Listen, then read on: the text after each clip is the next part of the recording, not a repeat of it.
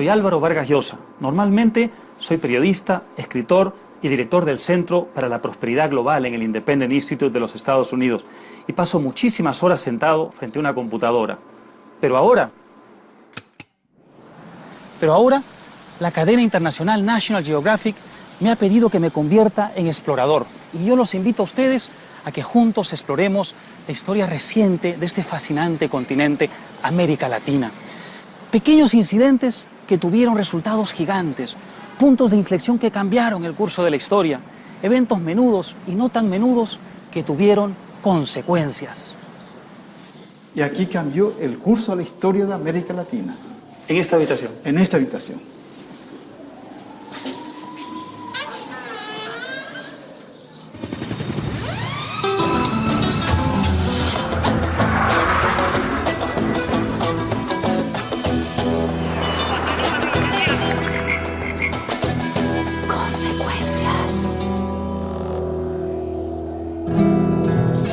Esta exploración me ha llevado a lugares extraños e inesperados. ¿Esta era la habitación? Sí.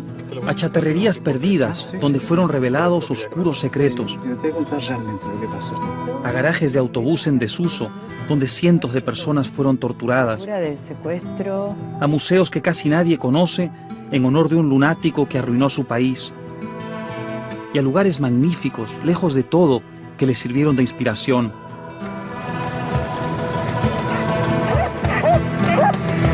He estado en medio de la nada, buscando tramas ocultas. Por fin vamos llegando.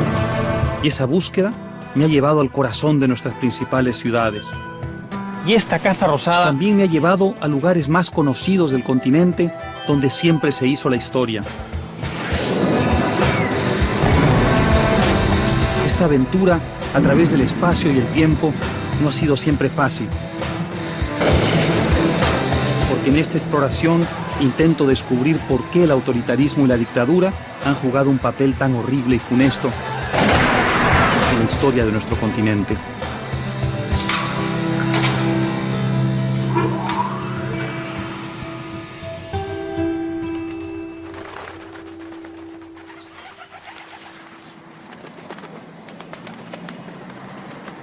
Autoritarismo y dictadura. Todos recordamos lo que era vivir en dictadura o haber oído a nuestros padres hablar de lo que era vivir en dictadura. Yo lo recuerdo muy bien. Recuerdo cómo lavábamos la bandera en esta misma plaza cuando Alberto Fujimori usurpaba el Palacio de Gobierno. Que se convirtió en un símbolo de lucha. Toda la mugre que la dictadura echaba sobre la bandera. Ahora, sin embargo, en tiempos recientes, los gobiernos democráticos parecen ser la norma en todo el continente. México, Guatemala, Brasil, Colombia, Perú, Chile, Argentina, Uruguay y otros países están en manos de gobernantes que fueron elegidos y que no se quedarán por la fuerza. ¿Significa esto que hemos clausurado para siempre el capítulo de la tiranía latinoamericana? Me temo que no. La historia reciente nos dice que algunos de nuestros líderes están ejerciendo nuevas formas de autoritarismo, al ganar elecciones y luego barrer las instituciones democráticas que los llevaron al poder. El uso de la fuerza en algunos casos está sustituyendo a la ley y eso se nota en los enfrentamientos callejeros. O incluso invadiendo las cámaras normalmente calmadas del Parlamento.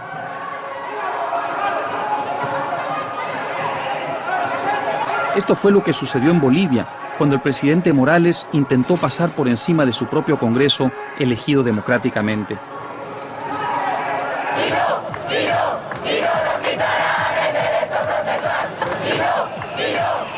Y esto fue lo que sucedió en Venezuela, cuando el presidente Chávez trató de cambiar la Constitución para poder ser reelegido indefinidamente.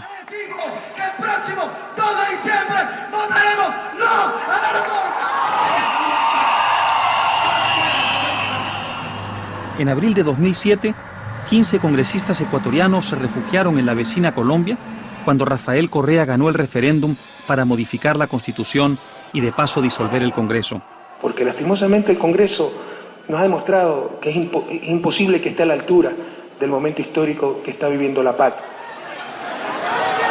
Los congresistas que se habían opuesto fueron expulsados del Palacio Legislativo y atacados por los partidarios de Correa en las calles.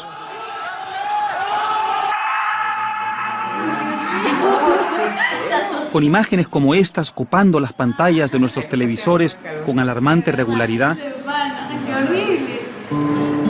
no es sorprendente que los sondeos muestren a lo largo del continente que un 62% de la gente está insatisfecha con la democracia. Mucha gente desconfía de los partidos, los tribunales, la policía, precisamente las instituciones que se supone están a su servicio. Y lo que es muy significativo, no sienten que estas instituciones los protejan ni traten a todos igual. También sienten que unos pocos se benefician a expensas de muchos.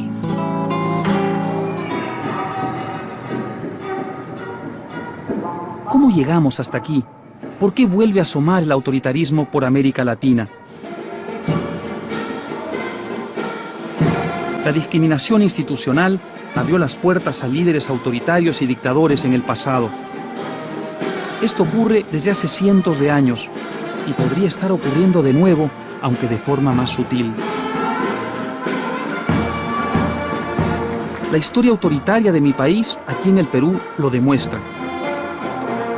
En nombre del rey Carlos, el conquistador español Francisco Pizarro dominó parte del continente, matando a sus jefes locales que también se conquistaban unos a otros y subyugando a la población.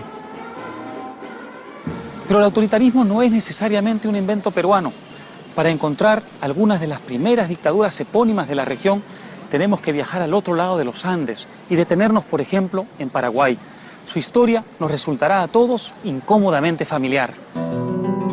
Fue aquí mismo donde en la década de 1580, Fray Alonso de Buenaventura estableció una misión para cristianizar a los indios.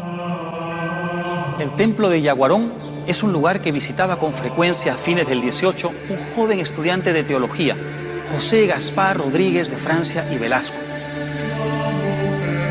Cuesta mucho trabajo imaginar en estos ambientes espirituales que el doctor Francia sería considerado con el tiempo un déspota enajenado. Uno de los primeros, pero no el último, en llamarse a sí mismo el Supremo. Su transición de generoso misionero a el Supremo es reveladora y nos dice mucho acerca de cómo se crean los dictadores. A mí me parece que hay dos tipos de dictadores. Por un lado está el que surge del pueblo e irrumpe contra la oligarquía, las élites, la injusticia. A ese lo llamamos dictador de izquierda. Por otro lado está el que surge entre los militares y quiere acabar con la corrupción, la ineficiencia, la prepotencia de los políticos. A ese lo llamamos dictador de derecha. Los dos tipos de dictadores llegan siempre al mismo punto final, pero van por caminos diferentes. Tomemos el caso del doctor Francia en Paraguay. Hoy lo veríamos como un hombre de izquierda, un populista, un defensor de causas indígenas, un académico que quería hacer de su Paraguay independiente algo así como una república utópica.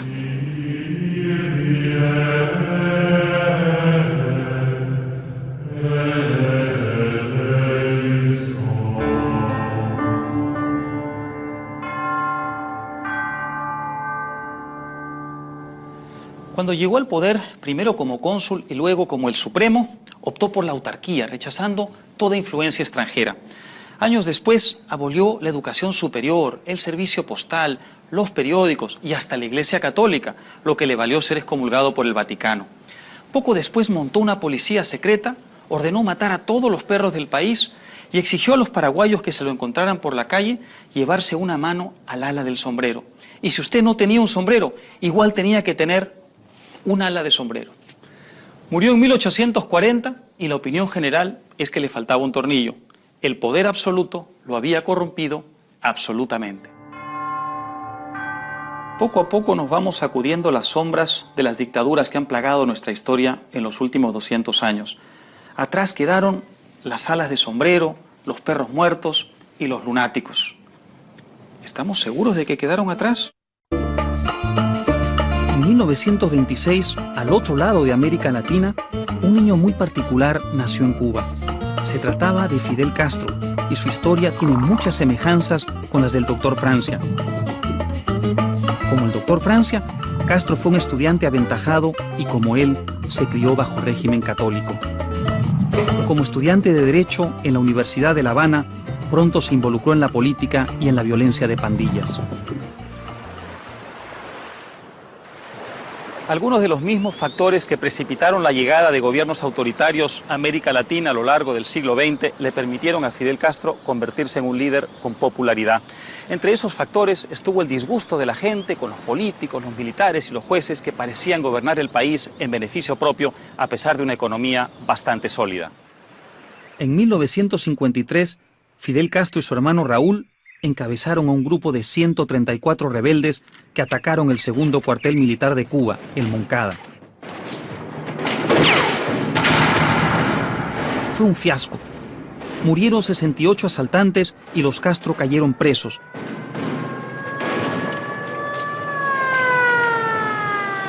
Pero el juicio y la represión contra los rebeldes convirtió a Fidel en un héroe en la isla.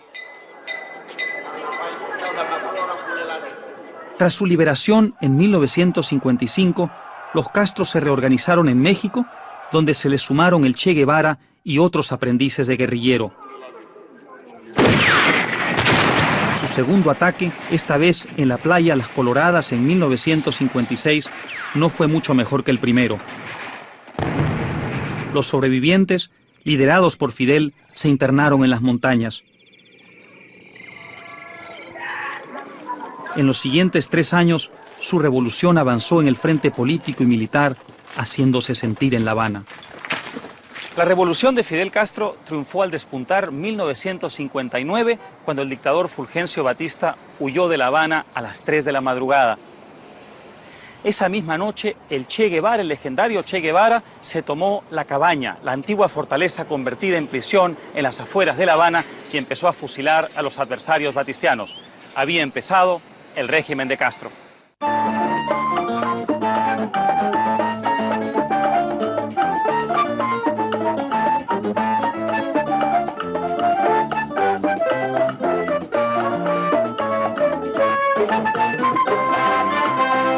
Al comienzo la gente pensó que Fidel Castro representaba una bocanada de aire fresco, en un país donde los policías, los políticos, los militares torcían la ley en beneficio propio. Pero ¿recuerdan qué hacen los dictadores de izquierda o derecha cuando se quieren aferrar al poder? Reprimen, oprimen y controlan. Al poco tiempo de asumir el poder, empezó la persecución a los críticos, los fusilamientos y la coacción contra los partidos y medios de comunicación. Mucha gente empezó a abandonar la isla con destino a la Florida. Otros se enfrentaron al régimen con mucho coraje. Parecido al que al otro lado del mundo mostraron tantos hombres y mujeres decididos a acabar con el imperio soviético, en el que criticar al gobierno o salir sin permiso de las autoridades implicaba jugarse la vida. Un imperio que a fines de los años 80 empezó su veloz cuenta regresiva. Como el estrecho que separa la Cuba comunista de los Estados Unidos capitalistas, el muro de Berlín fue un ícono de la represión comunista y la brutalidad durante la Guerra Fría.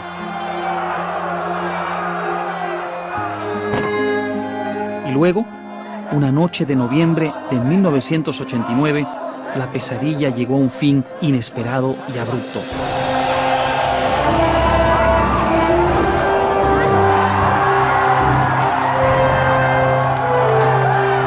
Fue la noche en que cayó el muro de Berlín.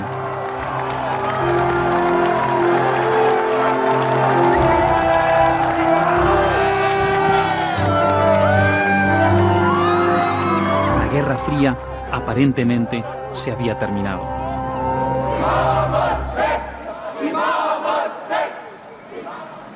El derribo del muro de Berlín y el final de la Guerra Fría ayudaron a jubilar entre nosotros la idea de que el autoritarismo era un mal necesario para vencer al comunismo. Eso trajo consecuencias traumáticas para lo que espero haya sido nuestra última dictadura militar para siempre, la que encabezó Augusto Pinochet aquí en Santiago de Chile. No olvidemos que en la segunda mitad del siglo XX las dictaduras militares de derecha fueron, junto con las revoluciones comunistas de izquierda, parte del paisaje natural de las cosas en esta región del mundo.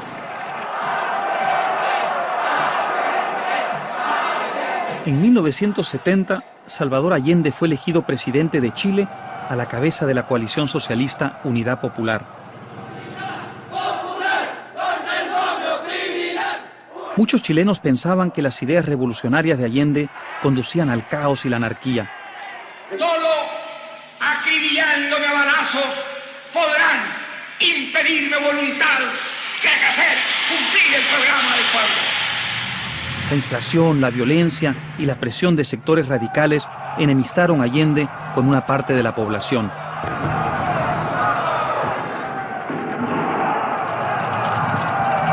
Esto ayudó en gran medida a que el 11 de septiembre de 1973 el general Pinochet se tomara el poder tras un golpe de Estado.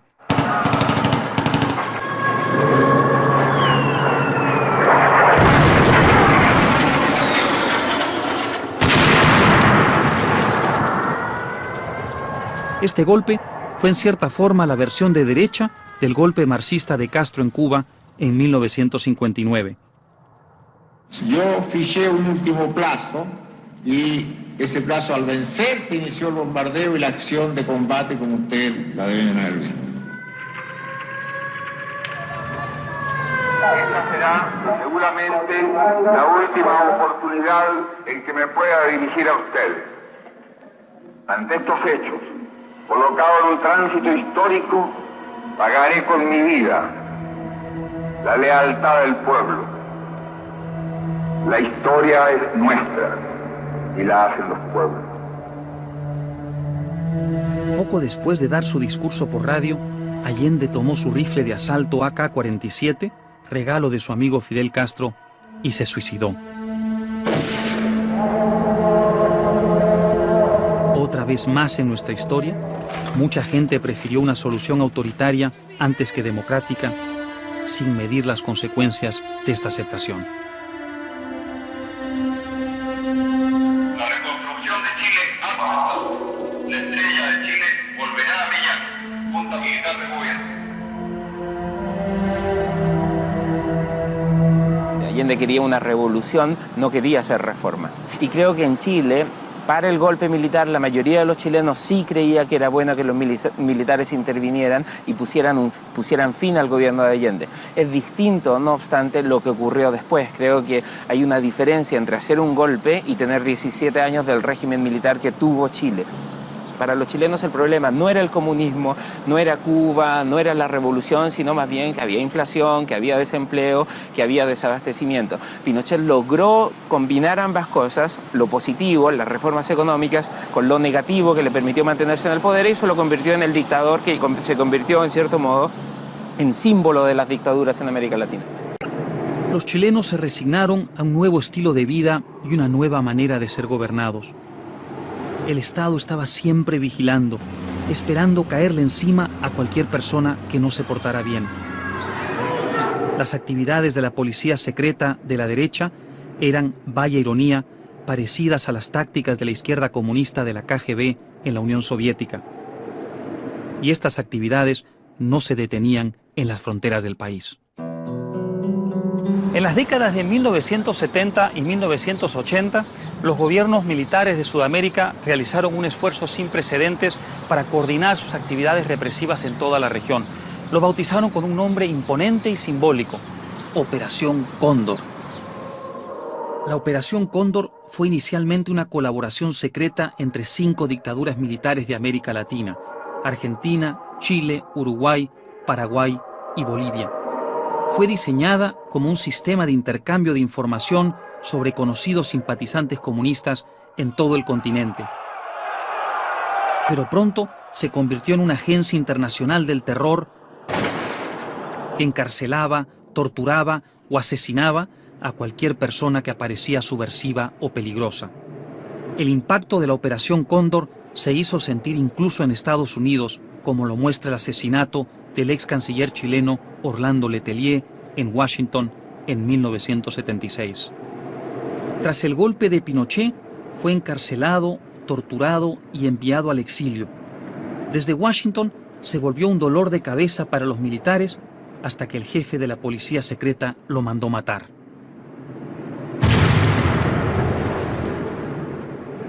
Quizá nunca hubiéramos conocido parte del funcionamiento de esta red del terror si no fuera por el abogado, escritor y profesor paraguayo Martín Almada. Durante los últimos 30 años ha ido coleccionando y ordenando documentos para poder llevar a los líderes del Cóndor ante la justicia.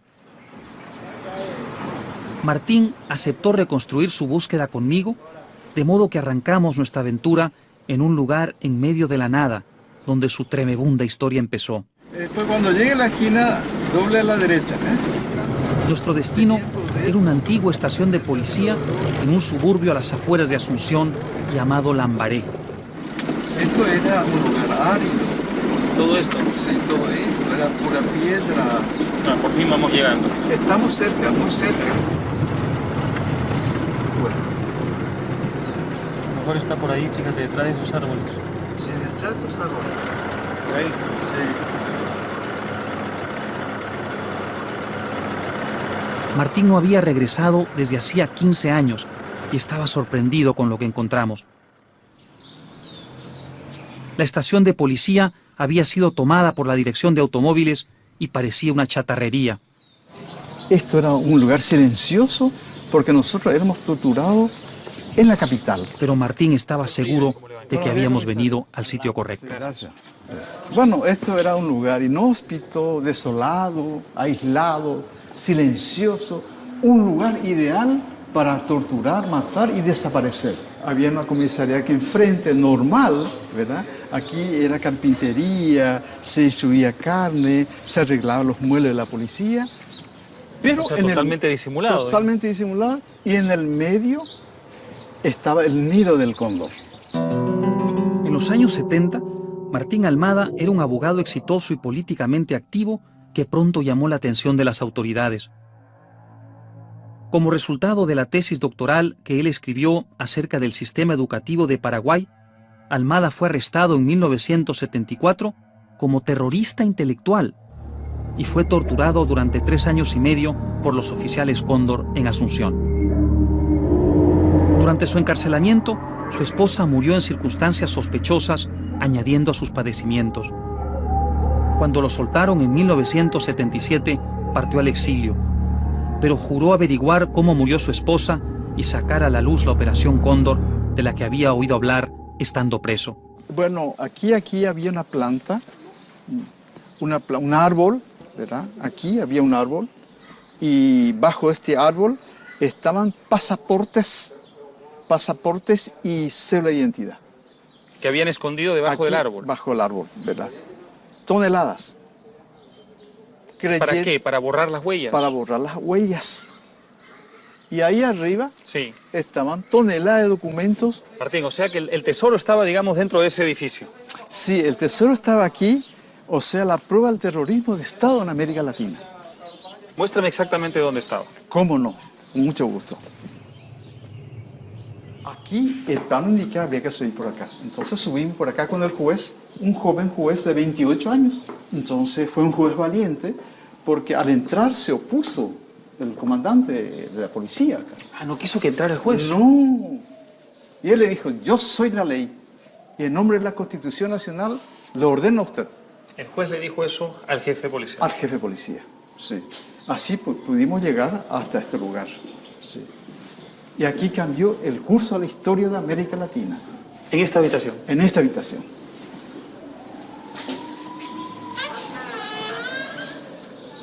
Aquí estaba el huevo del cóndor.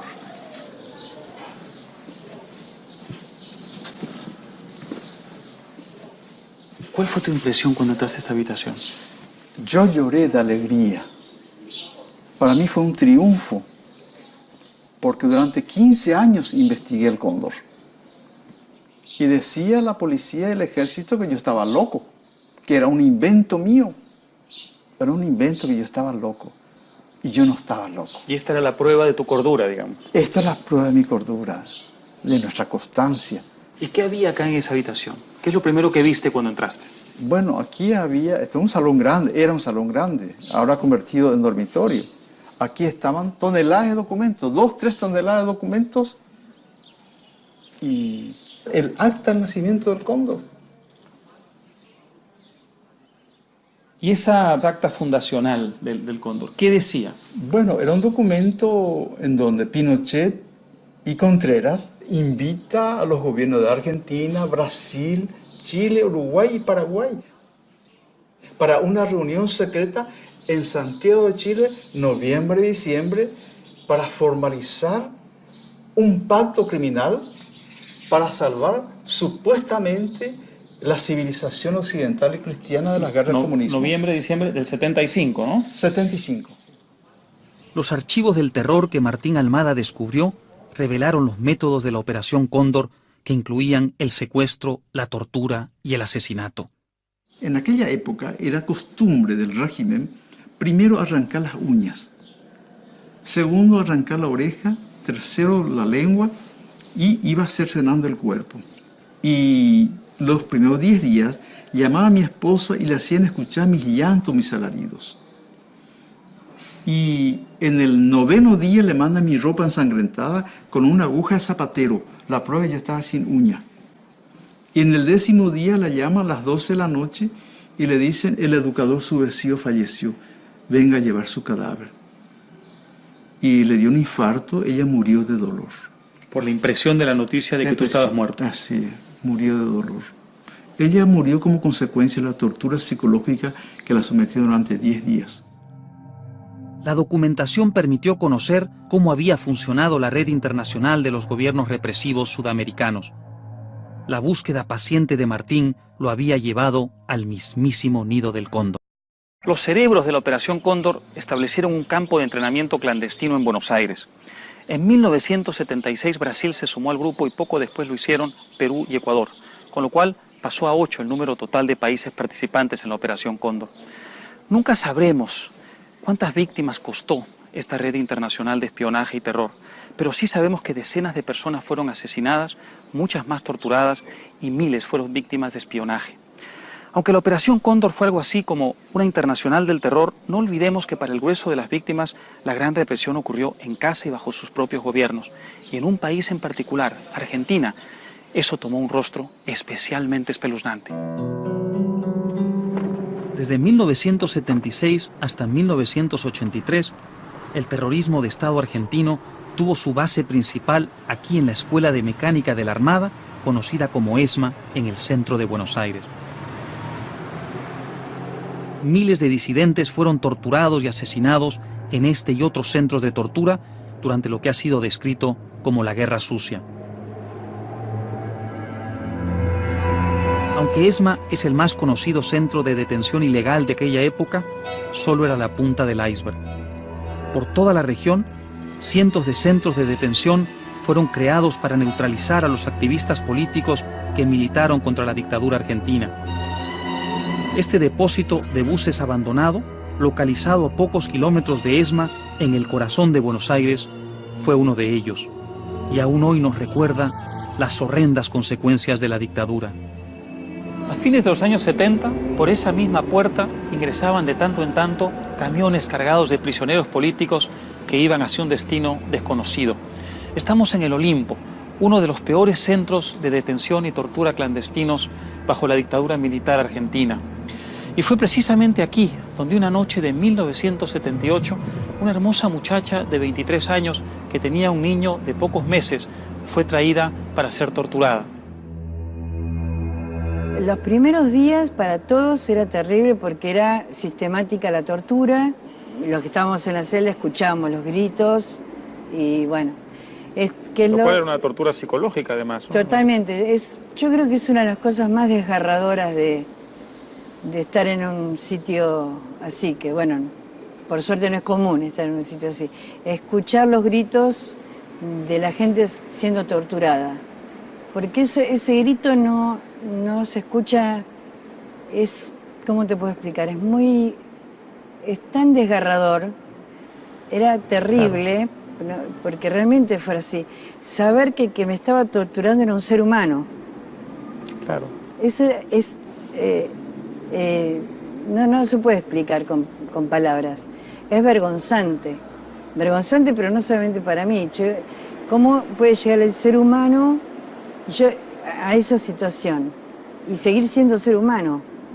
O sea, es muy difícil, pero esa es una contradicción que todavía hoy no. Me imagino que uno perdía el conocimiento en esas sesiones de tortura. Algunos sí. Había un médico y le inyectaba a veces, para ver si el corazón seguía funcionando, una aguja, porque no tenía elementos. Una aguja y hasta el corazón. Si la aguja se movía, quería decir que el corazón funcionaba. Y si no, bueno, hay muchos compañeros que murieron en la tortura.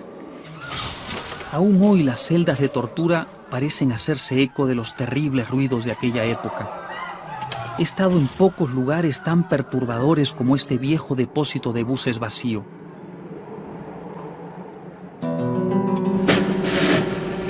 Pero la junta militar en Argentina no era eterna, y cuando el general Galtieri se embarcó en su alocada guerra contra Gran Bretaña por las Islas Malvinas,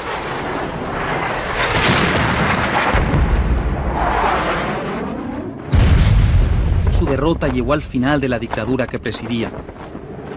Con el regreso de la democracia argentina, comenzó el reclamo de justicia.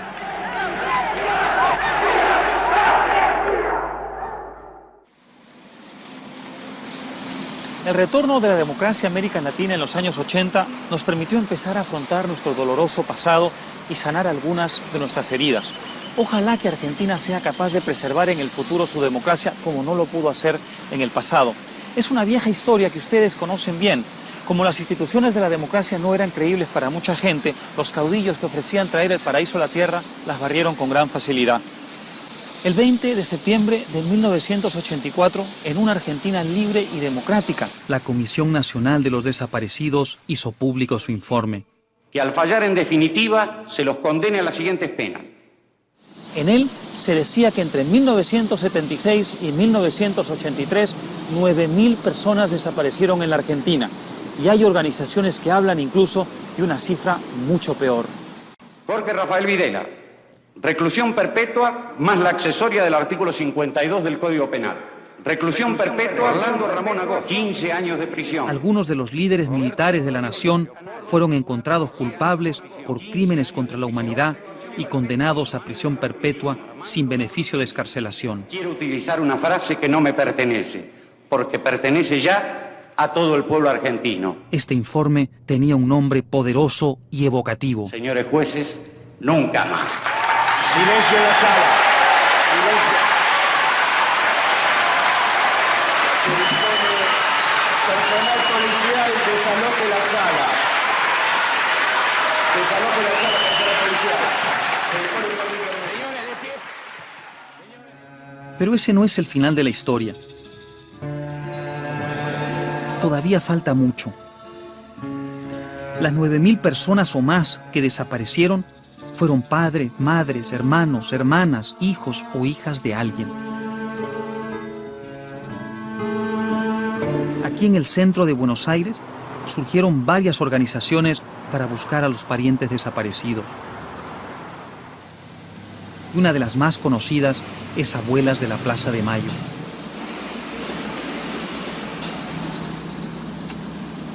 Sí, ¿qué tal? Buenas tardes. ¿Me das un segundito?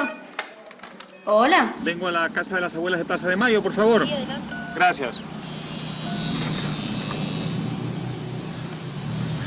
Estas famosas abuelas se han dedicado a encontrar los bebés arrebatados a los prisioneros políticos.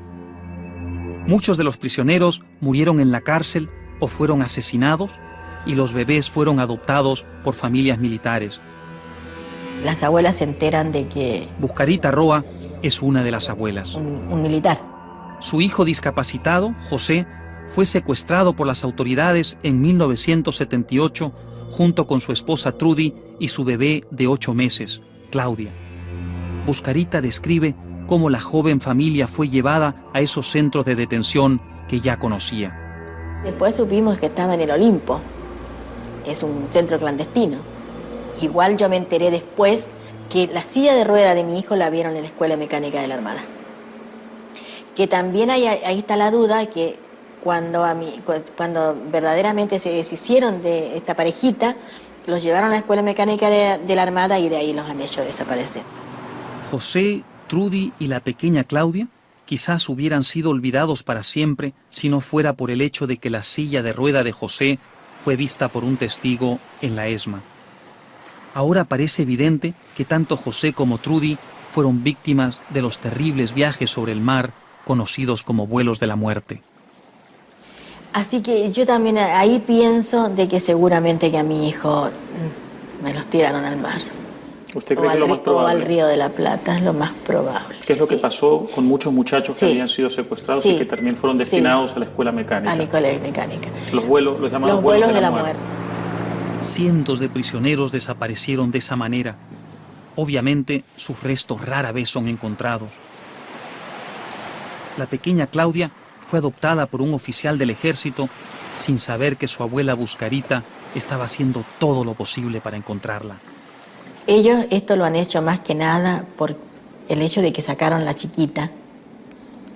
No los iban a dejar vivos. No los iban a dejar vivos. Así que... Claro, la decisión de apartar a la niña de sus padres implica automáticamente que a los padres han decidido eliminarlos. Decidió eliminarlo. Así que bueno, ahí cuando me entero que la nena no está, yo ya empecé a dar vueltas y qué sé yo. Así que quedé yo y mis hijos, que fuimos los que quedamos buscando. Yo tengo a mis hijos que me ayudaron mucho, especialmente el mayor, que sigue de mi hija que está en Estados Unidos, que prácticamente no se quiso casar y vino a ser papá a los 42 años. Por dedicar su vida a la búsqueda. Por dedicar a la búsqueda de su sobrina. Sí. ¿Cuánto tiempo duró esa búsqueda? 22 años. 22 años. 22 años. Finalmente, Claudia y su abuela Buscarita se encontraron. Uno de decenas de casos de bebés secuestrados que se pudieron juntar con sus familias verdaderas. Desde entonces, la batalla legal contra los responsables de las atrocidades no ha cesado. Ellos fueron perdonados por el gobierno de Carlos Menem, pero el gobierno de Néstor Kirchner revirtió esa decisión y varios procesos continúan todavía. En los años 80 y 90 se estrechó el cerco sobre los responsables de la Operación Cóndor a medida que la democracia se abría camino en Chile. Augusto Pinochet y los jefes de sus servicios secretos habían iniciado la Operación Cóndor en 1975. Tras su salida del poder en 1990, comenzó el largo y complejo camino para llevarlo a los tribunales junto con los demás cómplices de la Operación Cóndor. Gracias, patria mía. He sido tu soldado y ello me hace feliz. En 1990 el gobierno chileno nombró a la Comisión Nacional de la Verdad y la Reconciliación, presidida por el abogado y político chileno Raúl Rettig.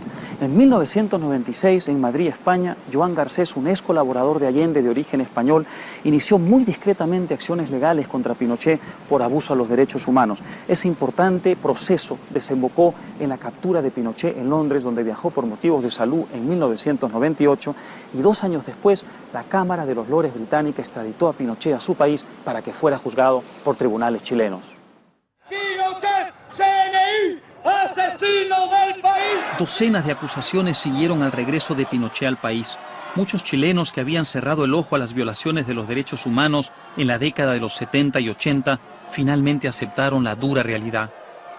Y esa realidad nos dice que si la sociedad hubiera sido menos tolerante con la represión y hubiera estado menos dispuesta a pagar el precio de las violaciones de los derechos humanos, muchas vidas se hubieran salvado. Hacia 2006, ya habían sido encarcelados 109 agentes de la dictadura de Pinochet. 35 exgenerales habían sido condenados o estaban siendo procesados. Manuel Contreras, el director de la DINA, la policía secreta, fue juzgado y sentenciado en Chile en 1993. Luego de una intrincada serie de alegatos, el gobierno británico permitió que Pinochet regresara a Chile para enfrentar las demandas instauradas en su contra. Ellas incluían tortura sistemática, asesinatos, detención ilegal, secuestro y desapariciones forzadas. Sin embargo, Pinochet murió el 10 de diciembre del 2006 sin haber sido condenado por ninguno de los crímenes cometidos durante su dictadura. He tratado de hacer siempre lo más adecuado y necesario para su bien. Si se repitiera la historia, volvería a hacer lo mismo que he hecho. Hubo quienes se sintieron engañados. La muerte de Pinochet fue en cierta forma la culminación simbólica de la larga transición a la democracia en este país, porque liberó a los chilenos de la larga sombra del dictador. El hecho de que la pobreza haya caído al 13%, cifra récord en toda América Latina, y de que una mujer sea hoy la presidenta de Chile en este Palacio de la Moneda tan simbólico e importante en nuestra historia, indica hasta qué punto la transición chilena ha sido un éxito. Al Chile ser un país que al retorno a la democracia se insertó plenamente en el mundo, cosa que había estado un poco aislada, también se insertó en todo lo que significa eso, ¿no? El desarrollo de una cultura más integrada al mundo, el mirar, de partida volvió a Chile mucha gente que había estado viviendo fuera y que aprovechó muy bien su pasada por allá, gente que llegó a las universidades, se abrieron mucho más espacios en las universidades. Es decir, yo diría que esta es una sociedad que creció y que maduró. Ahora, no le estoy diciendo que no haya machismo, que no haya todavía gente conservadora, por supuesto que la existe. Pero yo creo que ha sido el proceso modernizador de la sociedad chilena que ha llevado de la mano una mayor amplitud de mente, una mayor perspectiva, una perspectiva más global y no solo local. No olvidemos que persiste por lo menos una dictadura en América Latina, y esa dictadura es Cuba. En Cuba la gente no tiene voz. O te alineas o vas a la cárcel, o algo aún peor. Es una elección muy simple. Aquellos que tienen trabajo y familiares que dependen de ellos saben muy bien cuál decisión deben tomar.